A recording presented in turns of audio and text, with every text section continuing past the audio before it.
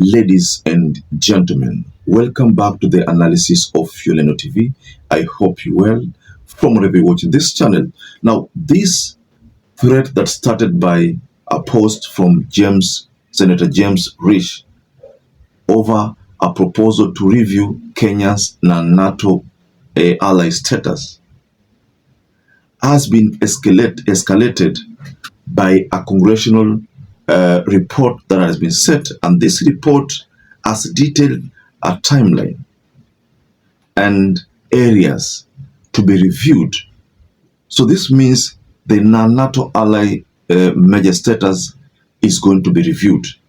And there's a report that has been tabled here, which I want to take you through so that you can get to understand the seriousness of this matter. It started by a post from James Risch, and many Kenyans reacted to that post. And the president also had to come out and defend himself over the accusations that he has been interacting with the Chinese government. Partly why I have a bit of a problem with some of our friends, but it is what I must do for Kenya.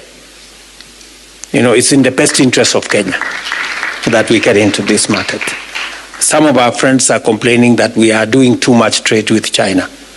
Honestly, I mean, you know, when I sat with President Xi, I had a very candid conversation, and I told him that Kenya is importing 600 billion of products from China, yet we are only exporting maybe 300 or 5%, according to Lee. You know, so based on the newsletter that has been submitted, ladies and gentlemen, I'd like to take you into the whole detail of this matter. But first and foremost, ladies and gentlemen, kindly help us grow this channel by liking this video and subscribe to our channel if you are not subscribed before. But to our existing subscribers, I want to continue thanking you so much, because without you, this channel cannot grow. So let me just take you slowly into this report. So it says, according to the Congressional Record, Volume 171, the assessment will be comprehensive and must begin within 90 days. After the review, a classified report shall be submitted to the appropriate committees of Congress on the findings of the review not later than 180 days after the enactment. In general, not later than 90 days after the date of the enactment of this act. The Secretary of State, in coordination with the Secretary of Defense, the Secretary of the Treasury, and the Director of National Intelligence, shall commence a review of the major non-NATO status of Kenya, conferred on June 24, 2024. That is what the Congressional record detailed, ladies and gentlemen.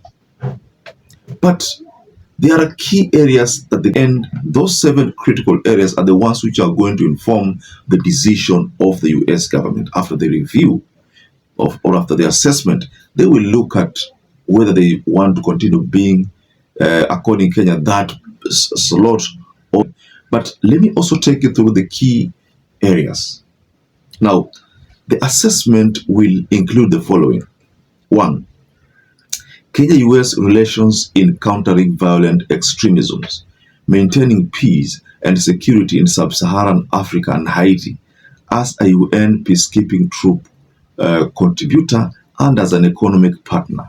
2. Military and security relations between Kenya and China, Russia, and Iran, including engagements, agreements, or joint activities since June 24, 2024. 3. Political and financial links key.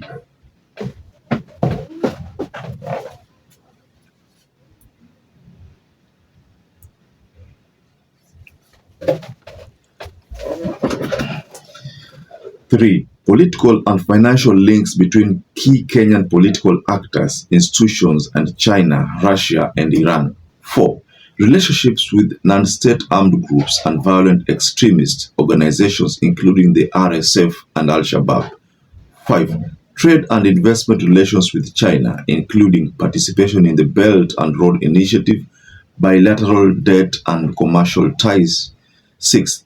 Kenya, a financial safe haven for individuals, entities on the U.S. OFAC, specially designed nationals and blocked persons list, and for foreign terrorist organizations, including those based in South Sudan, Uganda, and Somalia. An assessment of the Kenyan as a financial safe haven for individuals and entities on the Office of Foreign Assets Control, specially designated nationals and blocked persons list and foreign terrorist organizations, including such individuals and entities based in South Sudan, Uganda, and Somalia. The seventh one, use of U.S. security assistance and intelligence support, including potential impacts on actions against civilians such as abductions, torture, renditions, and violence. Based on this report, if at all Kenya is to be assessed in those key areas, there's a part there about abductions. Kenya will fail there. There's a part about RSF. We saw them in Nairobi. They were here. There's a part about China's Belt Initiative. Kenya participated in that. There's a part about Russia and the like. Kenya talked about BRICS. So if you give a scorecard here out of 7, you're most likely going to find that Kenya probably scored 2 out of 7. And if that should be the case, then most likely tumepoteza. That is what is going to happen. But this was Rigathi Gachago's prayer all along when he went to the US, delivering statements after statements, giving the US people a lot of secrets about the Ruto government, what Ruto government has done, exposing everything. These 2 months have been all about exposing the regime to the US. And the US have now information, first-hand information, and they're going to use this first-hand information to probe Kenya. So there are 2 things which are going to happen here. Either after probing all this and finding that Kenya is guilty, they might decide to use that as a tool to snatch Kenya from the Chinese arrangement, But again, Chinese government will also do the same way. So it's just about East and the West war, the trade war that has been existing, the scramble for Africa. This is what is happening, ladies and gentlemen. So we are in hot soup, ladies and gentlemen. So perhaps if you're watching this video and you've not subscribed, take 1 second and subscribe, like this video. Until you catch up again, stay safe and stay blessed.